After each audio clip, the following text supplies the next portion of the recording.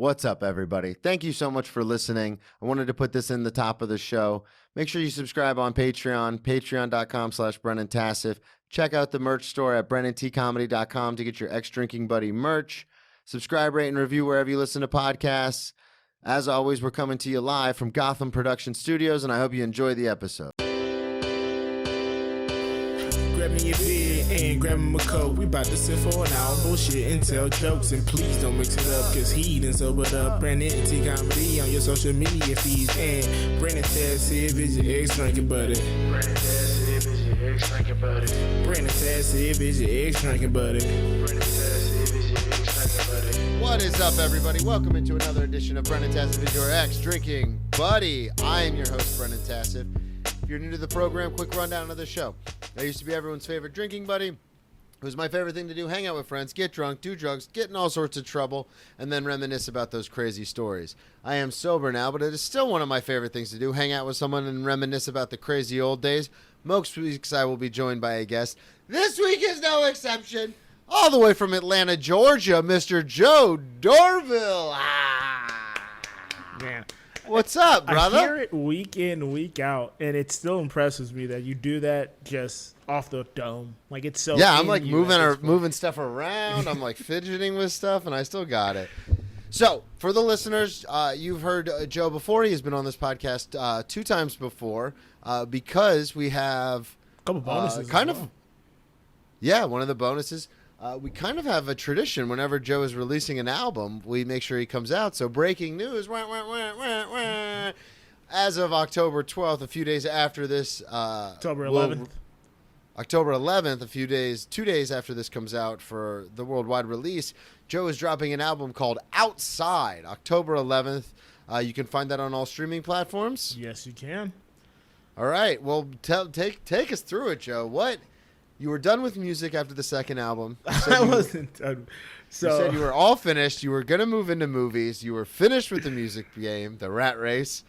And then you had inspiration for a second album. I listened to the album. It's fantastic. Yes. Take us through it, though, because it's totally different from stuff you've done before. It is so different. And it's so different. Joe sings on it, like legit sings. Yeah, I went for it, man. That was kind of the point. You did. So it's called Outside, and the reason it's called Outside, I think that's the best way to start it off. Oh, first of all, you didn't have me plug anything. You can find me on Twitter and Instagram at Joe Dorvil. Plug everything right up front, Joe, for everybody. Go to my website, joedorvil.com. Check out anewlow.co to check out all my podcasts. Who Does a Pod, my musical podcast, Cheers from the Press Box, me and Brennan Sports podcast, and A New Low, the big one, with me and a couple other chuckle fucks. We do so many recordings together. I honestly was just like, Joe, everyone knows where to find you. All right, so the title Outside, it is significant because, one, it's a funny term in the black community to say somebody wasn't outside for an event, usually just meaning that you were young or so you weren't there around for that. So it's a funny term just anyways. But wait, use it in context. I've never heard this before. So let's say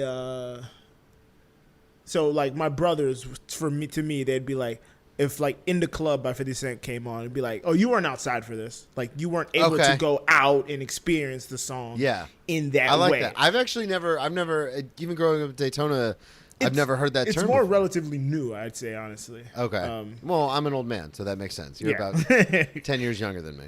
Not that much, like 6, maybe. Yeah. Give or take.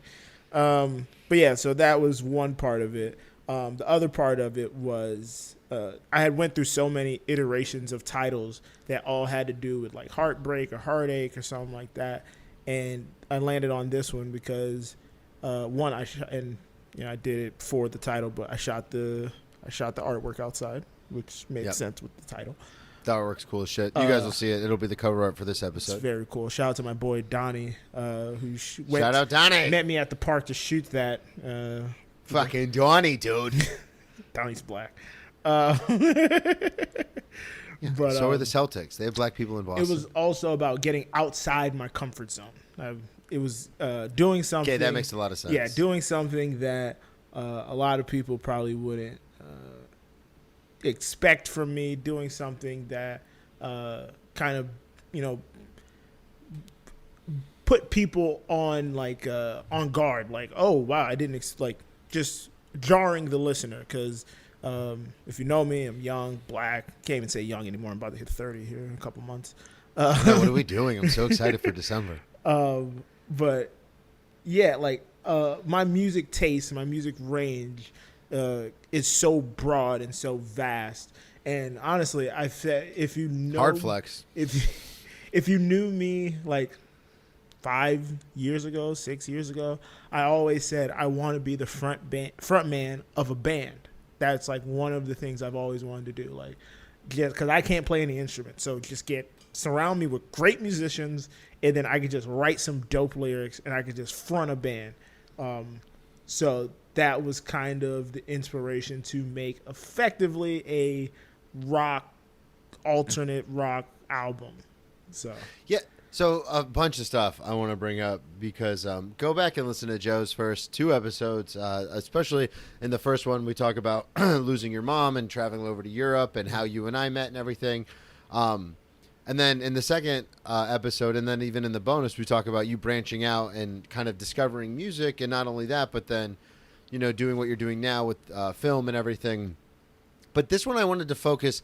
Obviously, we have a few stories we're going to bring up. It wouldn't be Ex-Drinking Buddy without him. But I really wanted to. I thought you were punking me. I thought you were fucking with me when you first sent me the album.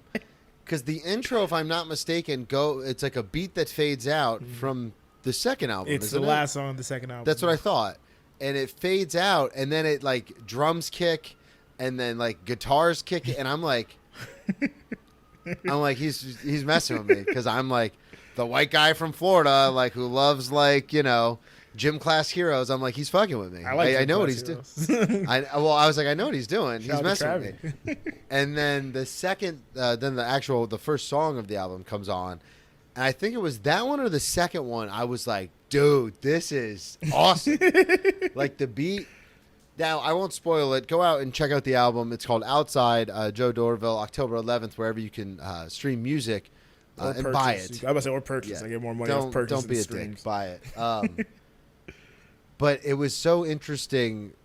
I texted you almost by the third song, and I was like, you and your girlfriend are still together, right? Because the first, and then you go, yeah, it'll make sense. I'll explain it. But then I thought, I was like, oh, I know Joe. I know Joe pretty well. Joe's one of my closest friends. I'll figure this out. So by the third or fourth song, I was like, oh, it's a adventure time story where you're starting with heartbreak and then you find your girlfriend and now you're all happy together, and then what is it, war or whatever? Yeah. It's the 5th or 6th song, and I was like, what the fuck is happening? So it went from breakup sad to there's a happier one in the middle there. Yeah. And then it's breakup sad, and I was like, oh, I have no idea what's going on. So what was the genesis for writing this pop, this almost like you said, indie rock pop, kind of style? Indie rock, yeah. So a lot of bands I like. Kyle's gonna kill me for this, but I like Maroon 5. I like who doesn't? Arctic Monkey, Arcade Fire. Pull. I like them a lot. Frightened Rabbit. There's a lot of indie rock that I really rock with, no pun intended. So I was listening to a lot of that just for no reason. Earlier this year, and then me and my girl were riding around, and out of the blue, a Nerd song popped in my head. Nerd was and is Pharrell's, NERD, Pharrell's band, actual rock band that they put music out through, and I was listening to some of that, and I was just remembering when that album came out, how I felt and how it made me feel, and the music, and I was just like, man, this is so dope. And then I thought back to Kid Cudi, my favorite artist. He put out a project called Wizard with his longtime collaborator, Dr. Genius, and it's that rock, indie, punk rock kind of feel. Lupe Fiasco, one of my favorite artists, also did something called Japanese Cartoon, where he put out a rock album effectively. And this album, the quote unquote album process, starts all the way back to last year in Dallas. And I wrote basically 9 songs for a new rap album. And I was getting, in the rhythm of starting to record it and whatnot. And it just wasn't connecting. I just wasn't feeling it. When you say that, are you, because for this one you made all the beats and everything yourself? I made correct? everything myself. Yeah. Yeah. So when you have all these songs written and everything, and you get into this process, do you have beats behind it, or have you already produced music, or?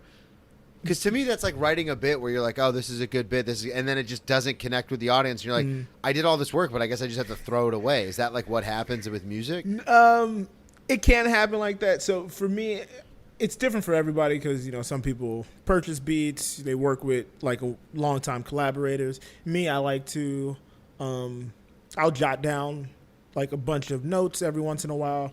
And then I'll be like, okay, I think I'm starting to have like, I'm entering the zone where I'm going to start having creative inspiration. So let me like key in on this. Let me start making beats. And then I'll try to do like the process I did with the first and the second album was I'm going to make one beat a day, whether it's good or bad. I'm going to go in, I'm going to sit down on my computer. I'm going to make one new beat every day just to get in the habit. It's kind of like when people talk about writers who get up and they write from 8 to 5, 3 pages, no matter what. Yeah. So it's like, okay, I'm going to make a beat a day and, that 8 to 5. God, that's like a full day. Yeah, like a day's work. Some people do that, apparently. Like Stephen King, I think, does that, something like that. But God, that's insane. I write for like 20 minutes, and I'm like, God, I am the man. I just got so much work done. So when I was doing, and there's songs, that rap album may see the light of day in some form or fashion because there's some songs on that I really, really do like.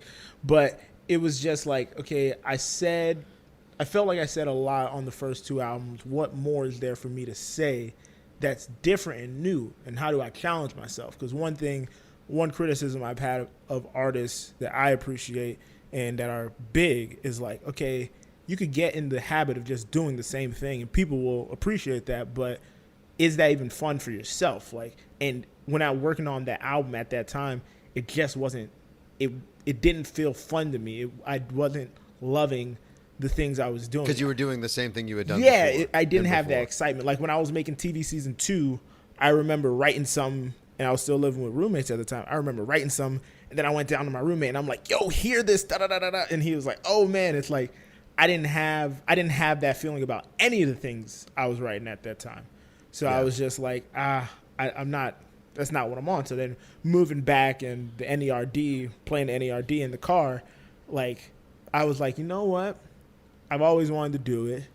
Let me Google or YouTube a couple things like, how do I make a rock beat in... That's what I was going to ask next. Yeah, so... How do I make a rock beat in FL Studios? Because I don't play any instruments, like I said. So you didn't, like, put out a call to, like... No. Musicians... Did not. I was like... I could just imagine your apartment being filled with musicians and recording equipment. That and would your be girl coming home amazing. Being like, what is happening? I would have loved that. That may be the next evolution of this. But I was like... Come to New York. We'll do it, man. I was like, how do I get my drums to sound like natural drums instead of like hip-hop drums? How do I get a guitar to sound like an actual guitar, not like a programmed thing? Like, how do I get the piano to sound like... I just like dove into it for like 2-3 months just trying to figure out the production side of it before I wrote anything. And that might have been like... it might have been like 2-3 weeks because it was like March-ish. And by late March, I remember this only because it was March Madness, and I was at the bar with my friend, and Donnie actually. I was at the bar with Donnie. Donnie, man. Donnie, shout out to Donnie. I was at the bar with Donnie, and I was like, I think I want to make a rock album. He was like, are you serious? I was like, yes, I think I want to do it. And I was like, I've been tinkering, and I got a beat, and it's track 2. That was the first beat I made for the process. That was like my favorite one, yeah. And I was like, I think it's right there. It's close. There's still some unlocking I need to do in it, but I'm getting there. I had let Ariel, who's my girlfriend, I let her hear it, and she was like, it sounds good, but it's kind of repetitive. So then, like, I went back in and I tweaked it. No, it was a valid criticism. It was valid. No, I know. It's it was just the instrumental at that point. There was no lyrics on it. It's very good to find someone who will be honest with you. Yeah, I was like, there was no lyrics on it. It was just instrumentals. And she was like, it's good, but it sounds a little repetitive. You need to something needs to change in it. There needs to be, a progression. Yeah. So I was like, you're right. So then sat with it more, got that one out. And then at that point, it was just getting the beats, because I wanted to get all the beats done first, then start the writing process, because just so my mind would be in a rock state of mind, quote unquote, to start the writing process. And then after that, figure out how to record everything by myself, because the first 2 albums I went to my buddy Swain, shout out to Swain. Yep. And he guided me through the recording process. But this time, one, it was a little more embarrassing because I was singing, so I didn't want to do it in front of anybody. So I had to kind of like figure out how to make a makeshift studio in my apartment. So like I would like say on a Tuesday, I'd record with you in the morning, I'd record Who Does a Podcast at night, and then I would take my laptop, take all my recording stuff, take it to the closet, my walk-in closet in my room, close the door. It's not that big. Close the door, so like to insulate it or whatever with the clothes and everything, and just record for like 3-4 hours. And like a lot of these songs had many different takes and versions. And my voice, man, shout out to singers. Like, I don't know how you guys do it. It is a strain on the voice like a motherfucker. Like, there were times where I do a chorus and one verse of a song that has 2 verses, and I'm like, I can't speak for the rest of today. Like, I'm done. You're done. I'm done. I'm out. So I thought it was very brave's the wrong word. I thought it was cool though how courageous. Yeah, it was. Yeah, you just because when you first sing, because I'm not expecting this. No, you have to. The listeners have to know. I've known Joe for a long time. I've obviously bought both his albums, listened to them quite frequently, especially when they first came out. We appreciate that. Yeah, and I know a lot of, there's not a lot, but some of you listeners have, because Joe at one point texted me, he goes, hey, do you know anybody in Oklahoma? Someone just bought an album out there. Shout out, I think that was Brandon. Shout out Brandon. Yeah, so I was totally shocked when I heard you, like, legitimately you were singing on this album. And you didn't filter it through a bunch of stuff. It's not like a Post Malone, like a... I tried to filter as little as possible. There's one song where I heavily filtered, but I thought it sounded better, like, musically like that. Yeah, so, well, that's the thing. It's not no shade for Post, but, like, everyone, you know, he's very well known for doing the auto-tune and stuff like that, and you didn't do any of that. And I was like, damn, man, like, you really put yourself out there to do this because, again, like you said, you're not a singer. Trained. Like, you're not, Let's not even say classically trained. I'm not trained. Period. End of statement. So I really enjoyed the album.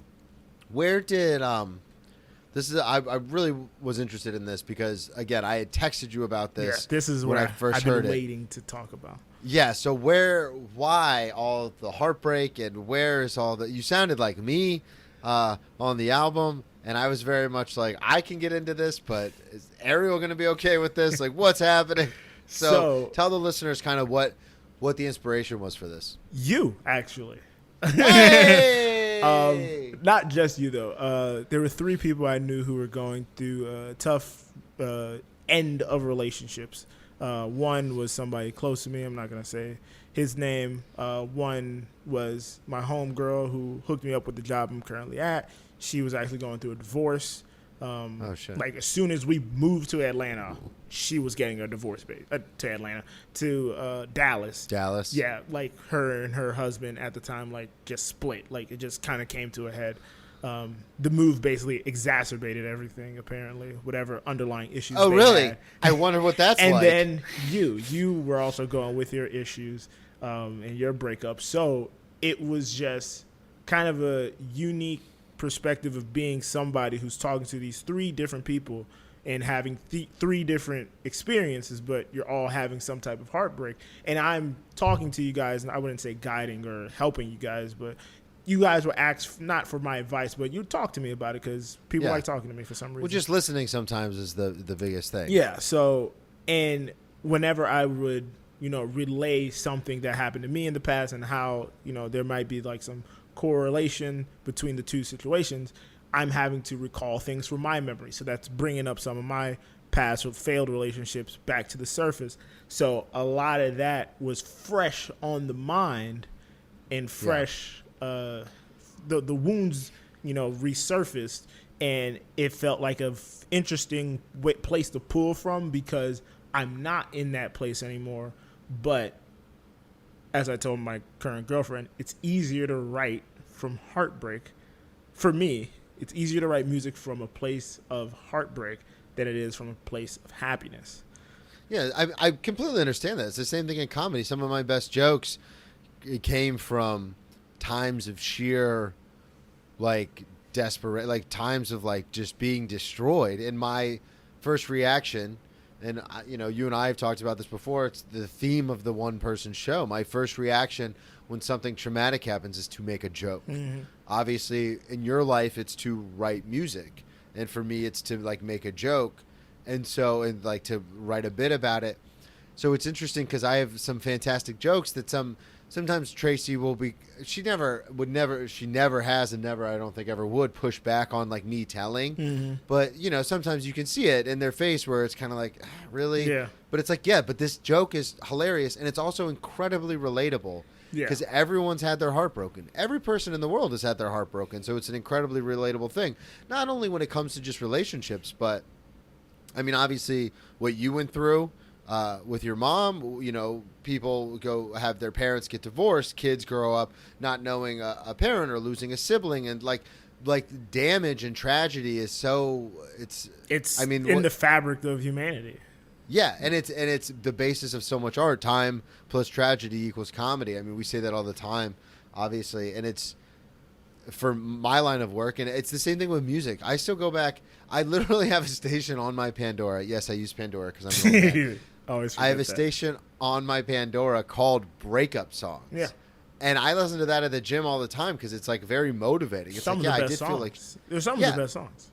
And so like I said, I got through like 3 or 4 tracks and I genuinely, just as your friend was like, hey man, is everything good? Because you can be somewhat private, especially about your relationship.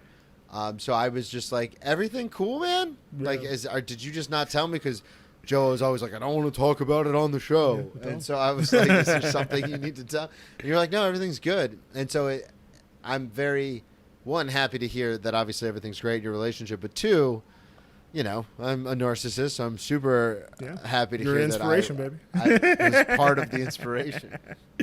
Yeah. So you're telling me that moving to Dallas didn't fix it? Because I moved to New York and it crumbled in on itself. But yeah, no. The first 2 songs are about heartbreak. The third song is about a girl who I had met when I like first moved to Atlanta, who wayward soul, let's say. It's a good way to put it. Bit of a wayward soul. You'll understand when you hear the actual song and hear the lyrics and analyze it a little more. But yeah, no, even the 4th song, the song that is technically happier, and it's about a happier relationship. That's the one where I was like, oh, we're turning. Yeah, here we go. I was about to say, but I couldn't. So it took me a while to kind of crack that code because I was like, okay, I don't want all quote unquote sad songs and all songs that are about past relationships. My current girlfriend is gonna be like, hey, what about me? So I was like, I have to write a song that is about her somehow, some way. One happy song. But I couldn't write it from a happy perspective. Like every time I tried to write it, it just was sounding too cheesy, too corny, too bad. Yeah. So then it finally hit me, and shout out to Kid Cudi, one of my biggest inspirations.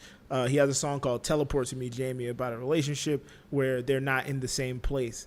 And that's why the first line ends up being I forgot the fucking lyric. It's like something about like your side of the bed gets colder every day. Yeah.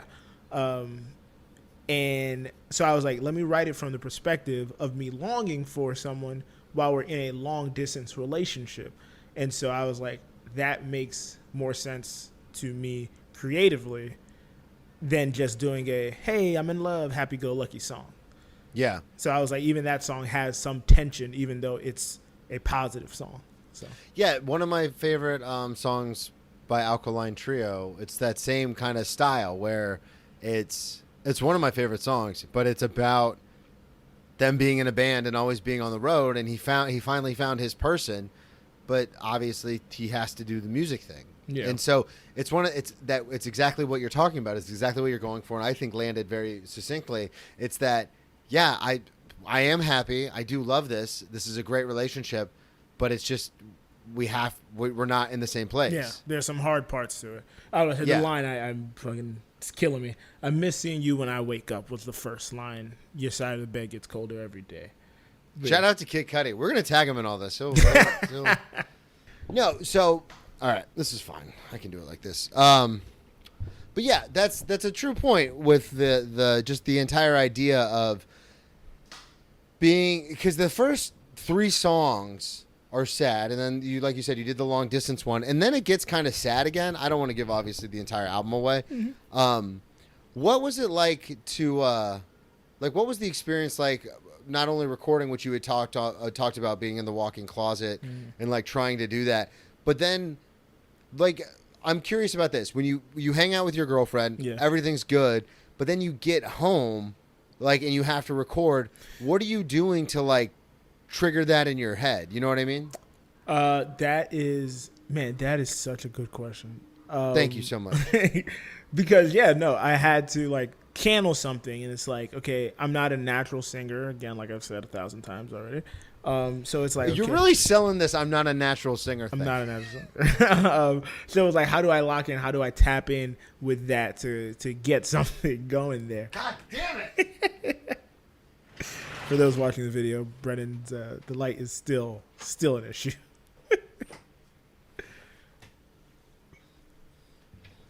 Record on Zoom, they say. It'll be so good, they say. Well, don't live in New York, they say. I know, right? Okay. All right. Look good. All right.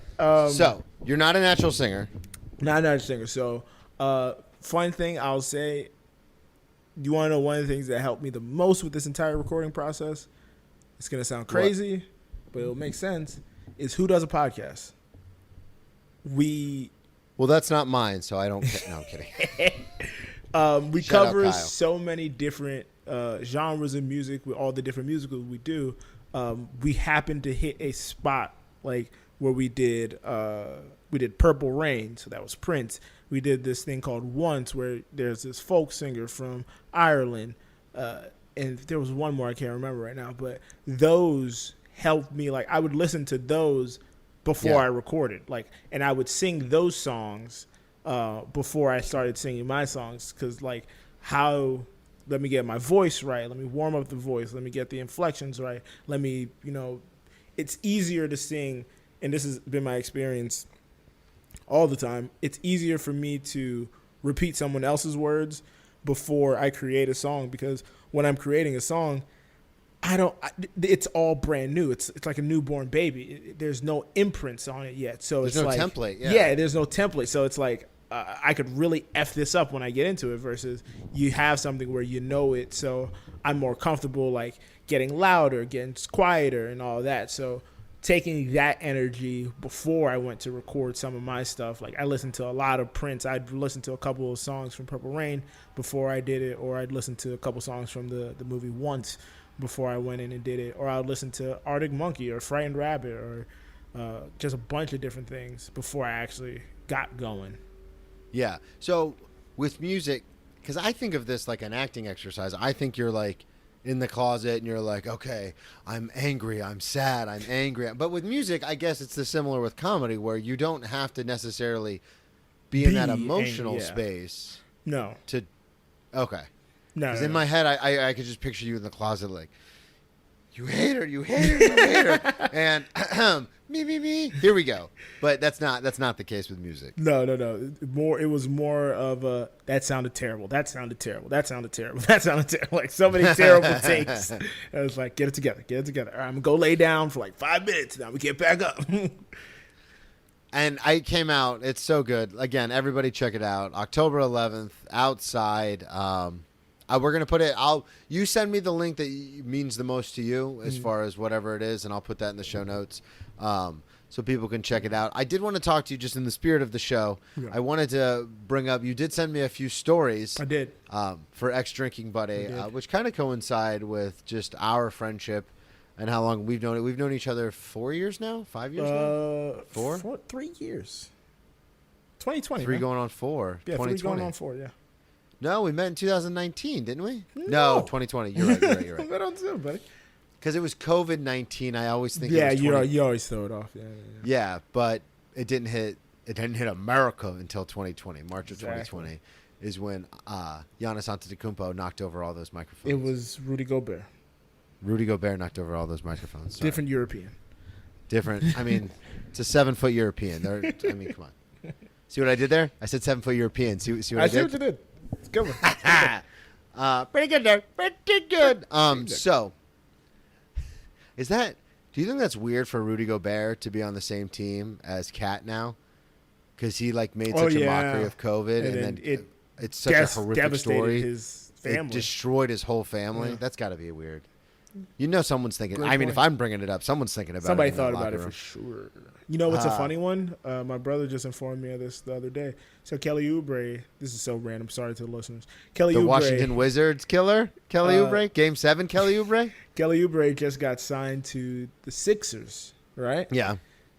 Sixers have James Harden. Mm-hmm. Apparently, Kelly Oubre once attended a James Harden party where James Harden was there with his girlfriend at the time. Kelly Oubre then dated and married that woman and had 2 kids with her. What? And now they're on the same team. Daryl Morey does not understand relationships. That's bananas. For those of you listening who are like, what the fuck is going on? Joe and I host a sports podcast. It's right here. Cheers from the press box. You'd be hard-pressed to know that because somehow I forgot to put on the rundown the fucking Dame Lillard trade and Drew Holiday trade. I just thought about that. Do you want to talk about it right now here? I thought about it earlier today. Put it on the Cheers Instagram. How did I forget to do that? I honestly listened to two different podcasts recapping it, and then I forgot to even bring it up. Yeah. And then after we got done recording, I popped in my headphones to listen to an NFL recap, and they were like, crazy week in sports with Drew and Damian and Lillard, and I was like, motherfucker. But I did want to ask you about something. Speaking of meeting in COVID, this is something that you started to do. I can't even remember when you started doing this, but we started talking about this because it was the old-fashioned thing. Yes. So Joe was not a big. Well, you describe it. You just weren't a big liquor guy, correct? No, I was. I liked liquor, but I didn't carry a lot of liquor in the house. I'd get it when I went out and whatnot, but I had a New Year's resolution going into this year. Like last year, for some reason, I was just like, you know what? I want to start. I've never had New Year's resolutions. Never been a thing of mine really. But I was like, they're stupid. They're kind of stupid, yeah. So I always felt like But going into this year, I was like, I want to. It sounded like a very political answer. Is there someone close to you in your life that does them and loves them? No. Okay. Look, I'm the first to say something. I hate birthdays. Yeah, that is true. But no. But your 30th, we got to do something. Maybe you come to New York. Maybe we do something big here. I cannot do another goddamn trip. I'm going to L.A. in 2 weeks. Oh, yeah, because you have the movie. Yeah. Can we talk? Do you want to plug that at all? I'm going to plug it at the end. I'll do it at the second plug. Right. Should have did it the first plug, but you didn't even tee me up for the first plug. I'll put it in there. I'll put it in the notes. But, yeah, so I just wanted to a couple of things I had thought about. And one of them was I wanted to start making drinks. I like drinks. And I know going out in the world and getting drinks, you're getting price gouged 9 times out of 10. Yeah. So, always. And I thought it would be something fun, like if me and the lady, because we don't go out that much. I was about to say, we don't go out a whole lot. And it was like, okay, this would be something cool we could do in the house. And then, I could be like, hey, I want a Tom Collins tonight. I got everything for it in the house. Let's get it going. So underrated, making drinks at home, making real bar drinks at home. Yeah, real bar drinks at home. Super underrated. It's super fun, and you have a nice drink to sip on while you watch The Bear. Yeah, so much drinks were made while we were watching The Bear. But yeah, it's a stressful show. It's stressful, super stressful. But no, I got into it, and it's been fun. And then I also dovetailed it with making it a segment on a new low. So every week on the show, I make a new drink. And then you try it on the show. I try it on the show, and I poorly describe it, and I can't remember the difference between lemon and lime. It's just a word thing that I get caught up on every damn time. Well, and a lot of these drinks taste the same. Like, it's interesting. I've worked in restaurants and fancier restaurants now for the last 5 or 6 years, but I've worked in restaurants for almost 20. And it's so interesting because I know the differences between like a rye and a whiskey and a bourbon and like obviously a vodka and a tequila. And when it's a different liquor, there's extremes. Like vodka obviously is way different from tequila. Yeah. But then you get these people who are like, oh, this rye is a little sweeter and more tart. And I'm like, shut the fuck up. Yeah, no. I mean, Now, you, as a drink connoisseur now, were you able to understand those differences, like those subtleties and smokiness and barrel-aged? And for sure, there's nuances and everything, but you're most likely going to experience those nuances if you have them straight. Once you mix it into a drink, it kind of just goes into the slosh. Like, it's going to taste sweeter because you put simple syrup in it. Like, you mix it with Campari. It's a Negroni. That's why it tastes the way it tastes. I hate fucking Negronis. Not because Jesus Christ. You hate Negronis. Breaking news. So fucking terrible, man. What do you hate about Negroni? It's one of the most popular drinks at the restaurant. That's why I'm asking. Well, Kyle should go to your restaurant. Kyle loves a Negroni. Of course he does. I don't like, man. It's the what is it? It's the Campari mixed with. There's vermouth in it, right? Am I getting it? Yeah. Mixed with the vermouth and the whiskey, it just don't work for me. It just don't work. So Negroni's gin. Gin, that's right. Manhattan is. Manhattan. I have no problem is with whiskey. Manhattan. I don't like Boulevardier is a whiskey Negroni. Boulevardier. It's called a Boulevardier. Manhattan doesn't have the Campari. It's the Campari that fucks me up. That's why. I like it. So the gin Negroni has obviously any Negroni has Campari in it, and if it's gin, it's just called a Negroni. But if somebody, because we get this all the time in the restaurant, people will try to be fancy and they'll be like, "I'll take a Boulevardier," and I'm like, "You mean a whiskey Negroni?" You can just say whiskey Negroni. You don't have to be a dick about it. Yeah. No, Campari's not for me. Are you a gin guy? You don't like gin? Gin Is fine. I've never drank. I think we've had this discussion before. I never had it straight. I didn't have it until I started making the cocktails. But gin is kind of cool. It's kind of solid. Like, I rock with it. Okay. Yeah. I wanted to ask you, because you put this on the list, and this is very funny to me. We talked about your last throw up before, didn't we? Did we? The bathroom, and this was when you were much younger, wasn't it? No, we talked about my first throw up, I think. Okay. When I remember there was like a bathroom 18, involved 19. and like someone walked in. Yeah. Or something. That was my first throw up. That was the first time I got drunk. That was the first time I got like hammered. So we did talk about that. You put on the list last throw up. Let's talk. I want to talk about that, and then I want to get into some of these trips you've taken, because you've been to Denver, Vegas, and New York since we spoke last on a mainstream. Yeah. So let's talk about the last throw up. When was this? How long ago? This had Please say last weekend. 2 weeks ago. I was 29. This had to be 2018. I want to say summer 2018. Okay. BB 2018 BB before Brennan. I was gonna say BC before COVID. But yeah, no, I had went Gaines out. Joke. That's hilarious. Went out. Whose joke? That's a Derek Gaines joke. Oh. Shout Gaines. I mean, it's not obviously a lot of people say BC before COVID, but he does it. Derek Gaines is a hilarious comic, and when he does it, he always does the, back in the olden times, BC, and then he'll pause and he goes, before COVID, and everyone just laughs. He's so funny. Yeah, no, it was 2018, summer 2018. I had gone out. I had met this dude who was on a Tinder date. Me and him became friends, and then You met a guy who was on a Tinder date? Yeah, he was on a Tinder date with a woman, and then me and him just ended up talking sports. I was about to say pause. Me and him just ended up talking sports, and like that date went nowhere. Let's just say that. Okay. And then later that night, I met a girl, and we exchanged information. So then, like 2 nights later, it was the Toronto Raptors versus the Warriors finals. It was game 1, and the dude was like, "Hey, he had like just moved to town. He was like, "Hey, man, like I'm new in town. That Tinder date was like trash. I want to watch the basketball game. Like, do you know anywhere we can watch it?" And I was like, "Sure." That was the year Toronto won, hit that buzzer beater. Yeah. To advance. I remember exactly where I was when Kawhi hit that shot. Oh, really? Yeah. So I was sitting on a couch, and I remember he made that shot, and I jumped up, and you know what I said? Do you know what I said? No. Of course you know what I said.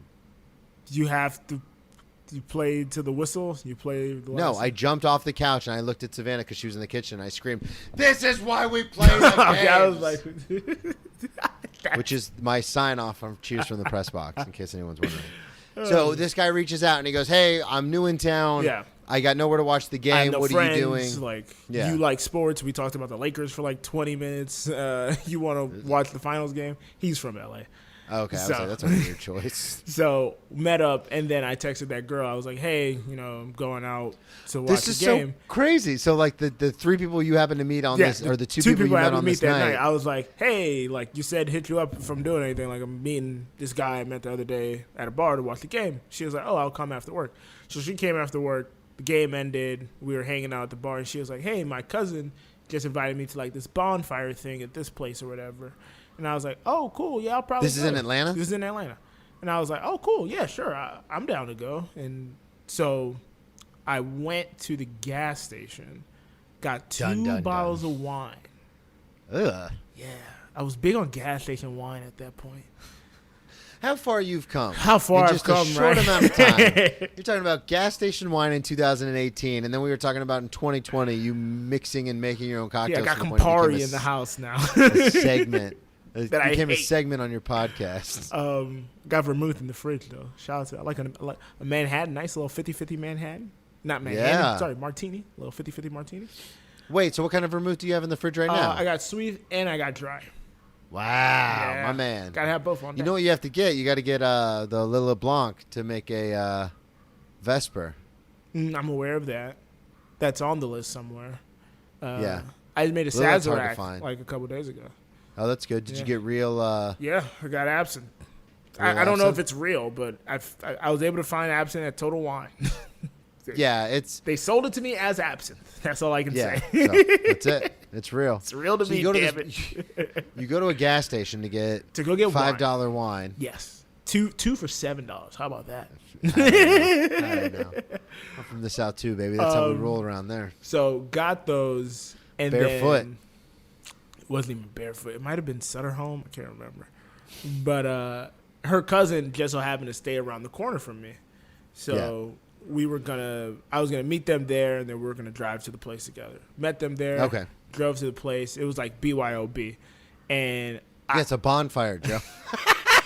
it was a bonfire like at an industrial warehouse, and like there was like a silent party Everyone knows happening. there's not a bartender. Obviously, but no, it was like it wasn't. It was the bonfire was outside, but there was like an event happening inside, like silent disco and all. Like a lot was happening, but a bonfire was also there. See, when you say bonfire, I honestly, No, I this think wasn't like a bunch of white people, Brennan. Well, I was gonna say the floor. Yeah, that's interesting. You say that. I never put two and two together, but Black people like bonfires sometimes, yeah. they never. When we would have like bonfires back Yeah, home, we were like going it was, to the woods with a bunch of white people. Like, yeah, it was always just like the white kids.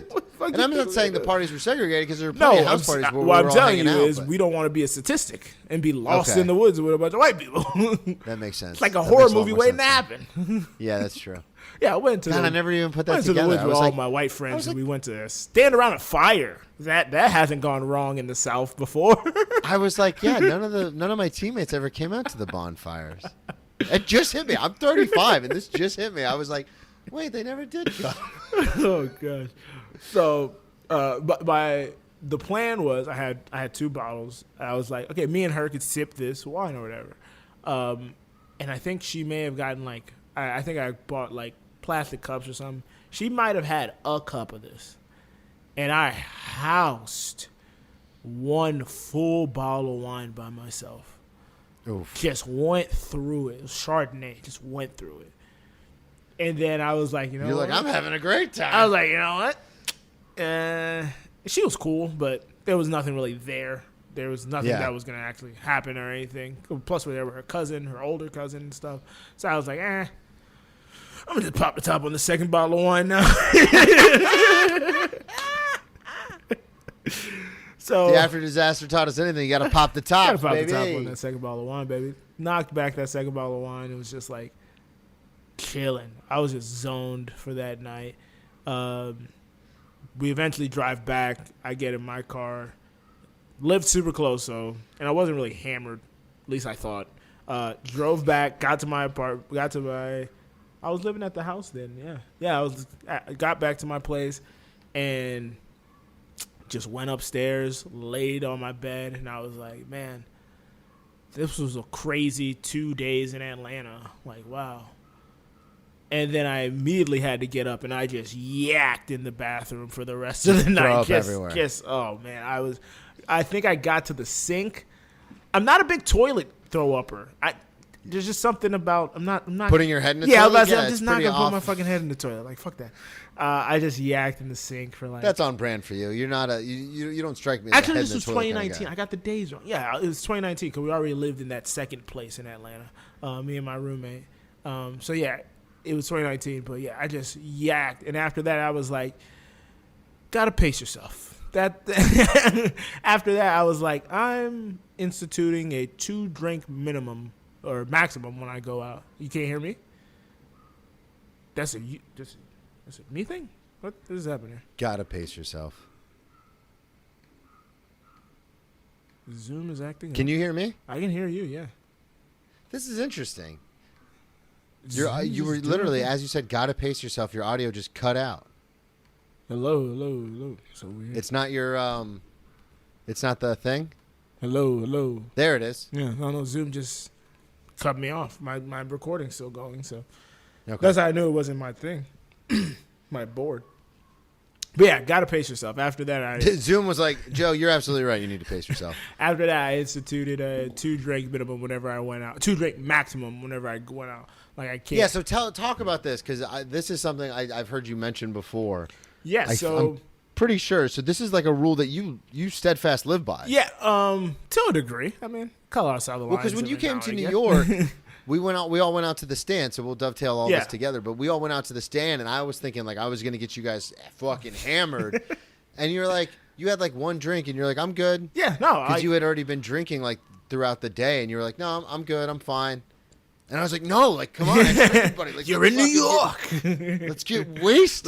Let's paint the city red. Like, I'm good.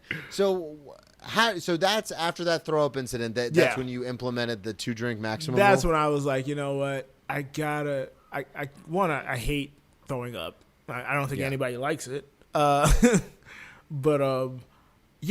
just after that, I was like, any place I go, if I know I'm going to like 2 or 3 places, then the first place I only can have 2 drinks before I have to have a water. Like the next place I can get 1 drink, then I have to get a water. The third place I'm not even gonna drink at that point because I drive everywhere. I don't really love taking Ubers and shit. So it's like, all right, by that time I've had 2 waters. The third place I would go to normally is like a dance clubby type of place. So I'd go, I'd dance, sweat some of the alcohol out of my system, and then just have waters for the rest of the night. Maybe a beer or something, but nothing. Yeah, you said hard. water. Shots fired.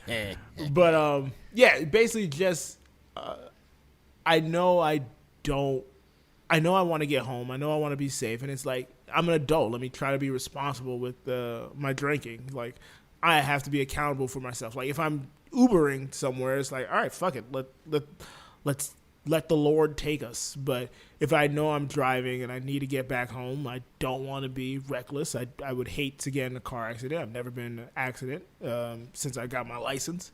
And I don't want to kill anybody. So let me do, if I know I'm going to drive, let me try to be as responsible while still having a good time. Interesting that you were coming up with this idea to be as responsible as possible while still having a good time, and me being 6 years older than you, literally a year later getting my second DUI. Different ends of the spectrum, ladies and gentlemen. You never know what's going to happen, man. You never know. You never know. But as we mentioned, you did come to New York for the one-person show. We talked about it on the bonus One-person episode. show? No, I came for Hamilton. Okay. Dick. Kyle came for the one-person show. You just tagged along. Yeah, I just tagged along to watch Hamilton.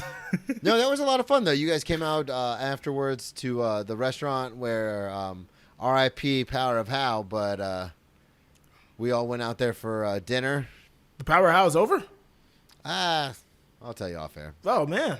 I just said R.I.P. Powerhouse. Yeah, you just killed it. No, we got a few more coming up, but there's some stuff happening. There's a lot of moving parts, so it's becoming too difficult, and we don't want to do it over Zoom. Just because we all live in the same city. Like for you and I, it's one thing because you live in Atlanta, but it's like if we live in the same city, and we can't get together. Yeah, I was like, then there's no point to keep doing this. But that's a different story. But yes, you were out here, and it was very funny because you're a huge Eagles fan. Everyone can see the flag behind you, which reminds me I'll be in Philly this weekend. No one will hear this. I'll already have been in Philly by the time people hear this is what I meant to say. But the shows went great. Thank you, everybody, for coming out. I didn't bomb at all. In fact, I crushed. They invited me back to headline. Positive affirmations. So, set the city on fire, met Bryce Harper, A.J. Brown. Jason Kelsey A.J. Brown, actually. I made a joke about how I always draft him very early in fantasy. Him and Nakobe Dean were at the show. I'm going to get on Philly's good side by saying go Birds and then saying Nakobe Dean was the steal of that draft so they know I'm telling the truth. All right. Okay, to New York. I'm going to just sync this up and find all the dead air spots and just leave them in. I'm going to mark them. I might even mark them with just like a enjoy. But we record on Zoom every fucking week. And for some reason, this one was... I've just all sorts of stuff. I was going to say, we got to do it early in the morning. That's the only way it works, apparently. I know. That's the only way it ever works. Full disclosure, we record Cheers at like 8 or 9 in the morning some days. But yeah, so you were a huge Eagles fan, and you were like, the one thing I want to do is watch the Eagles game on Sunday. What, you guys were leaving like Monday, weren't you? We were leaving Tuesday because your show was Monday. Yeah, I'm sorry. Yeah. My show was Monday. The show was Monday. So we were leaving Tuesday. We got in Saturday. Yeah. You got in Saturday, and you were like, oh, Sunday we want to watch the game. Sunday, the Eagles were in the NFC Championship game. There was nothing more important that weekend. Sorry, Brendan. There was nothing more important that weekend. Good thing my show was on a Monday. It wasn't that weekend. Exactly. There was nothing more important than the Eagles winning the NFC Championship game and moving on. So what happened? We were at the stand with you, where you kindly got us some drinks. And shout out to John Slack, friend of the show, bartender at the stand. He's a huge Eagles fan as well. He's from Philly. Yeah, and that is exactly what you told me and Kyle. And so me and Kyle said, hey, if that's the case, Kyle also an Eagles fan, can he tell us where the Eagles bar is so we can watch the game amongst our people? And you said, sure, let me ask him. And you asked him right there in front of us. And he told us a place. And we were like, all right, we're going to be there Sunday. We're going to get there early before kickoff so we can have a couple drinks, be raucous and make friends with people at the bar. Yeah, that's what you do. Get a seat at the bar. That's what you do. So me and Kyle got up nice and early. Mind you, New York, whole lot of walking. Our feet were killing us by this time. We're like 2 days into our trip at this point, so it is weird when people come from out of town because I always forget they're not used to it. Yeah, it's a lot of walking. More walking than you do normally. I do 10 miles a day normally on average. It's ridiculous. Your Fitbit has to be going crazy. Yeah, it is. So we get all the way down to this bar. And this bar is not close. They're not close. You guys are staying in the Midtown area, kind of like we're a staying close by Broadway. Spot. Yeah. A couple of streets off of Broadway, and this was like on 2nd Street. Yeah, it was way far down. Way far out of the way. You guys are not from here, so you're like looking up subway instructions, like talking about taxis. And then you get all the way down there, and this is my favorite part of the whole story. Get all the way down there. We're approaching what is the bar, and I look ahead of me, and I say to Kyle, it's not looking good. He's like, what do you mean? I'm like, New York has a lot of those like little outdoor porches that are covered and everything. And I was like, look at the little porch part. He was like, oh no. It's like papered. Where it's not papered, you see chairs stacked, lights off. I'm like, kickoff's in like 30 minutes. You think they'd be ready for this? So we're like, maybe they just like don't use the outdoor patio because COVID's over and no. So, inside only. Inside only. So we're walking, and I'm like, it's not getting good, man. I don't see a soul going in, out. This is looking bad. And we get to the door, and it's closed. And we're like, fuck. Completely shut down. Completely shut down. We Google the place. Been closed for 3 months. John had no idea. 3 months.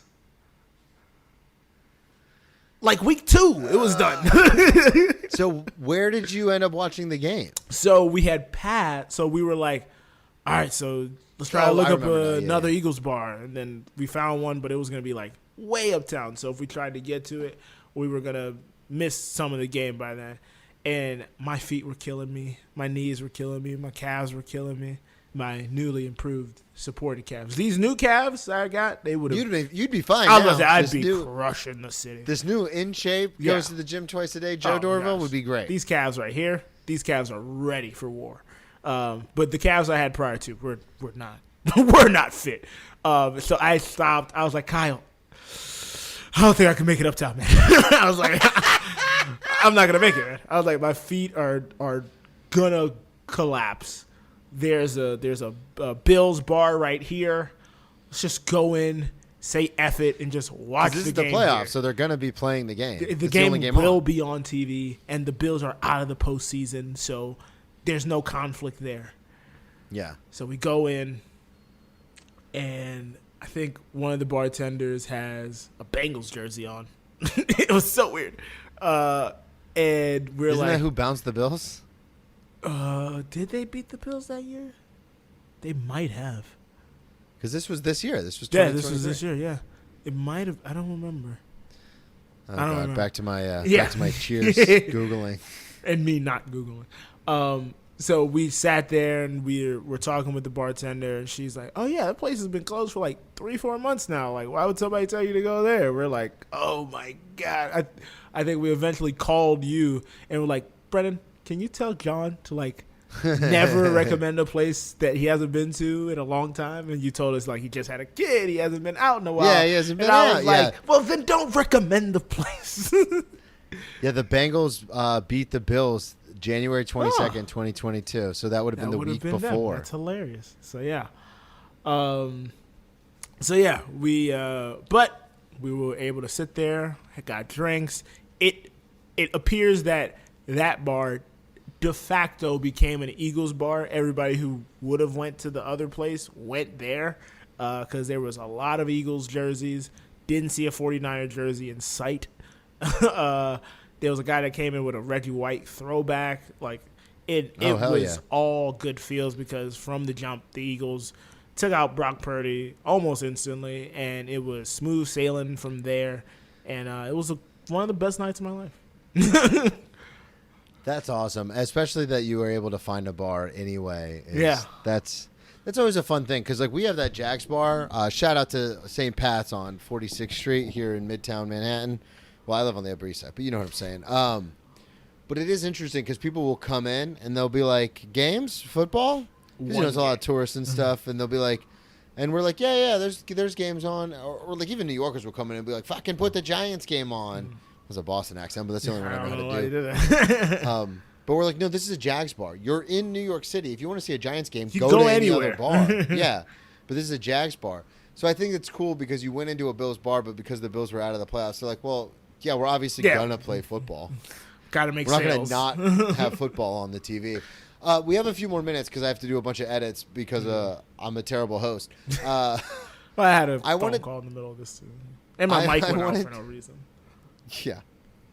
I had lighting issues. You got a call. The mics went out. What is happening?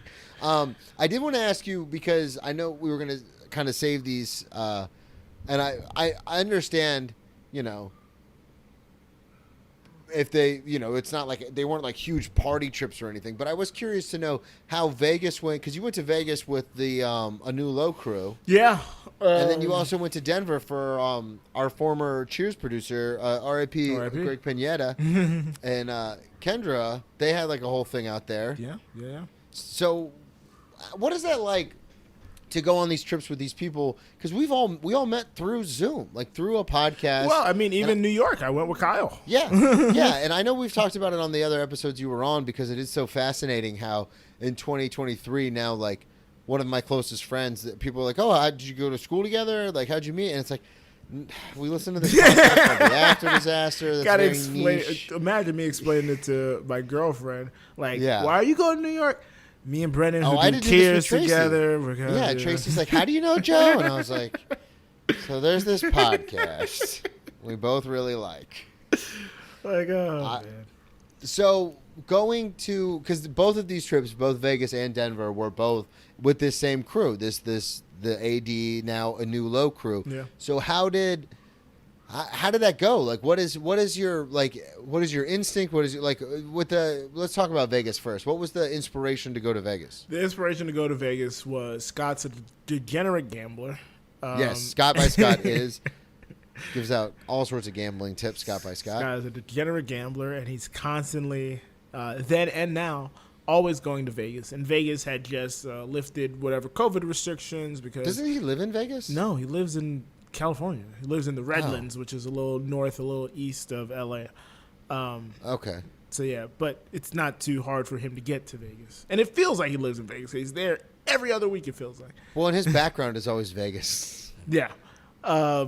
So they had removed some of the restrictions. We all got vaccinated, and it was like, hey, the world is opened up. We've all been sitting here for like over a year now, talking to each other on Zoom. Let's take it. Let's take it live. Let's take it on the road. Take it live. So yeah, we all got to Vegas. People roomed together, hung out. I took shrooms, and I was on one that first night. Yeah, you were on shrooms, not one. Yeah, you were on a bunch of shrooms. I was on one. But yeah, no, it was super cool. It's always, I'd say that trip was a little interesting because it's like, okay, how is the dynamic? I'm a panicker. I'm a worrier. So like, it's like, okay, is this going to be the same as Zoom? Also, this is not just 3 hours. This is like 24 hours. Like, yeah, if all of a sudden you're sitting there and then someone's like, people. yeah, can you guys fucking believe that they're trying to get Trump out of office? And then everyone's like, man. No, the good thing what? we knew nobody was going to like drop that on us. You know what I'm saying? Like, but yeah, it could get awkward. Habits. It can get awkward really quick. And it did get awkward in certain points, but the tightness of the group and the earnestness of myself, who fucked up on occasion, and we all prevailed and we came out of it, and we're all still cool. And yeah, everybody had a good time. We still refer to the trip, and it was so good we did it twice. There was actually a second Vegas trip that I didn't attend. That's what I thought. Yeah, there was a second Vegas trip I didn't attend because it was after I moved to Dallas, but I was in the long distance relationship. So it was, hey, cash out a weekend to go to Vegas and hang out with the fellas, or use that weekend to do what I've been doing, come and hang out with the lady. So I did what every reasonable man would do and went and hung out with the lady. Yeah, so that's also interesting, talking about bringing it back full circle to the album, and talking about long-distance relationships and heartbreaks and things like that. Because you and I obviously were friends the entire time that this was going on, and you would do this thing where you would work during the week, and then you would leave like Thursday or Friday. Like sometimes you would cash out a day of PTO and leave Thursday night, and then you would go back to Atlanta for like the whole weekend and then fly back like late Sunday. Yeah. And then you would do that like at least once a month at minimum. Yeah. There was only 1 month I didn't do it, and it was September because work was just so hectic that September. Yeah, so what was that? Was that something, obviously now living in the same city and, everything going well, obviously that's not something you would ever dream about doing again, but what is that like for you in that moment where, like, what's going through your head? Are you just like, yeah, this is just what I do? Or like... This is... Because to be honest with you, the reason I bring this up is because Tracy lives in Astoria, which is like a 30 to 40 minute... It's like going to Atlanta from Dallas. Well, yeah. It's like 30 to 40 minutes on the subway, but you have to take 2 or 3 trains. There's a lot of connections. If you miss one train, you're just standing on a hot platform for like 20 minutes. Like, what the fuck? 20 whole minutes, man. I know. And it's super aggravating. No, but I mean, obviously we do it and we make it work, but it's nothing. That's why I'm bringing it up, because it's nothing compared to flying across the country. Also having a fear of flying. Yeah, because you're like me. You're an anxious person when it comes to a lot of stuff, especially when it comes to flying. Yeah. So what is that? Was that just something in your head? You were like, oh, I really care about this person, so I'm going to do this? Or... Yeah, so we kind of made a pact. So when we first met, I knew I was going to Dallas. Yeah, because you guys met right before you were We leaving. met 6 weeks before. Because I remember being like, Joe, Like you're moving. 6-7 weeks before. I know. And my whole thing was like, I don't want to get in a relationship because I know I'm moving, blah, blah, blah. But something just felt different about it from the jump. And the night where I asked her, like, hey, you want to date? Like, it's foolish, but I feel like you have to do it. Like, hey, you want to be my girlfriend? Like, it has to be done. The conversation has to be had. It has to be had. Anybody who says it doesn't have to be had, You're- those are the grow people up. who... Right, grow up. Yeah, grow up. It has to be done. So... This is the 2-drink maximum all over again. Grow up, be an adult. So I asked her, like, hey, you want to be my girlfriend? She was like, yeah. And then the next morning, I was like, yeah, so going to be moving to Dallas here in 6 weeks. I just wanted to get that locked in first. And she was like, well, I guess, that it's over then. I was like, whoa. I mean, let's see how these six weeks go. And then, like, if we're still feeling good, we'll figure out the logistics and make it long distance. And, we'll see if you come to me. You weren't going to Dallas forever. Oh, no, there was a potentiality, not the word I'm looking for. There was a possibility. Jesus Christ. Yeah. There was a possibility. No, wait, that's true, because now I'm misremembering it because you're back in Atlanta now. But yeah, there was a possibility that she was going to move to Dallas. Because you were like, no, I don't plan on moving. Like, the plan is to move to Dallas. Yeah, and the plan was either move to Dallas, and then the next move was going to be to move to California, like have this job parlay into another opportunity or something. Yeah. But so we both, committed and said that we were going to do it, and we did it. We made it work for like 6-7 months. She was the person I talked to pretty much at all points of the day, in between working and everything else I was doing, the pods and everything. And she was super supportive with the podcast and all that good jazz. Like, hey, I can't talk in the morning because I'm doing Cheers in the morning. Like, wait, didn't you do Cheers on Tuesday? Yeah, we got to do it on Wednesday this week. Something happened on Tuesday. So like, she was always cool, always down with that. And then I started seeing the writing on the wall as far as the office space and people starting to move hybrid for our job. And I was just like, hey, guys, you mind if I go back home? No, that's not how it went. It was, hey, I'm moving back, whether you guys help me pay for it or not, whether this job will have me or not, because I see a future with this person and I can get a job at any point in time. Damn, strong arm. And I was just like, I'm out of here. Like, mentally, it's not good for me. Like, me and my boss had this type of relationship, and we still do. And I was just like, dog, I don't like flying. Like, this whole flying thing is not really. Yeah, it's killing every other me. week. Financially, it's killing me.